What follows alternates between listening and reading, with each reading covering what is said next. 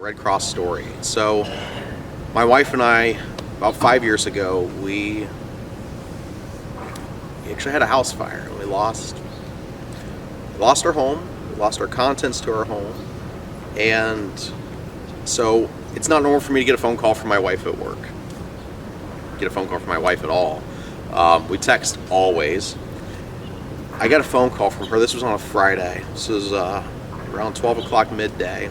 Get a phone call from her. I'm just sitting down to go to lunch, and pick up the phone. I'm like, what's going on? She said, I think I just lost the house. Like, what are you talking about, lost the house? She's like, the house is on fire and the girls are outside. We're on the front lawn.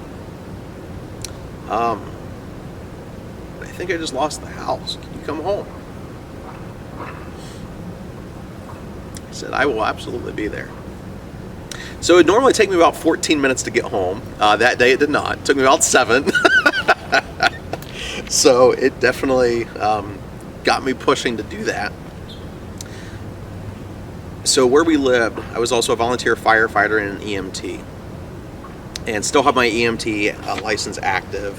Don't keep my fire card active anymore. But I was on the volunteer fire department for that area. And I'd been to many house fires. I had dealt with that, I mean, dozens of times and had no problems with that. But it's different when it's your own home. And at the time we only had the 2 girls. So my oldest daughter, Esther, she was a year and a half. My second daughter, she was 6 months. And my wife said that they were just putting them down to go to nap. And all of a sudden the smoke detector went off. She's like, that's really odd. Lived in a 1-floor ranch. And the fire actually started in the garage. It was faulty wiring that was hidden behind drywall. You never knew that it was even there. And it carried through the attic space. Like I said, by the time that I got there, there were already fire trucks there, ambulances there. They were already there, dragging hoses, putting out the fire. And you do all the wonderful things of calling your insurance company, because that's always something you want to deal with. That's amazing. And after everything's all said and done, they introduced me to 2 people that were from the Red Cross. They said, we want you to meet these guys. And I'm like, no, I'm totally fine. I got this. I mean, whatever, we're good. I don't need the Red Cross. I'm totally fine. They said, no, we want you to talk to them. I'm like, we're totally fine. We got this. We got money. We're good. We got insurance. Just do us a favor and talk to them. All right, fine, whatever. I'll talk to them. Get in the back of their van. When Red Cross gets there, you get in the back of their van and they're going through and talking to you about everything. And we'd already been up into the house at this point, so we're just covered in soot. You never realize how dirty a fire is, and then you realize, oh crap, yeah, as a firefighter, you wear all this protective gear. There's a reason why you wear everything. And they're going through and asking us different questions and talking to us, and comes a point to where they're like, okay, we're going to give you a gift card and we need you to take this. You're going to say no. That's okay. You're not saying no today. We're going to give it to you.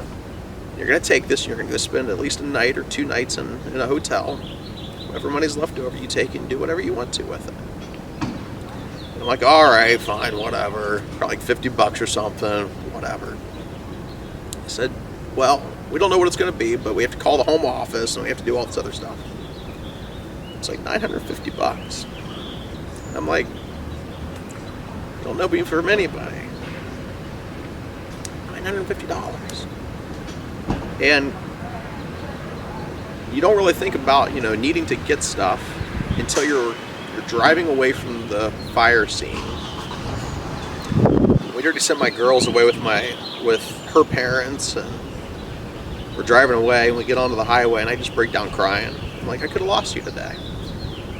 And these people I don't even know, they went through and they gave me $950 to take care of us. So that's my Red Cross story. And up to that point, while working for this organization, I always said, I'm never giving money to anybody. Nope. Give money to my church, not for giving $1 to anybody else. That's what we're going to do. This is not a story for me. This is not a story for anybody else. But if people are questioning whether to give money to an organization, can tell you that the Red Cross means what they do. Take care of people in disasters. Take care of people who are hungry, who are homeless, who are poor. Took care of me. I'm a professional. I should have it all together. I should have all this knowledge and all this wisdom, and I should never need any assistance. We got assistance. So thank you.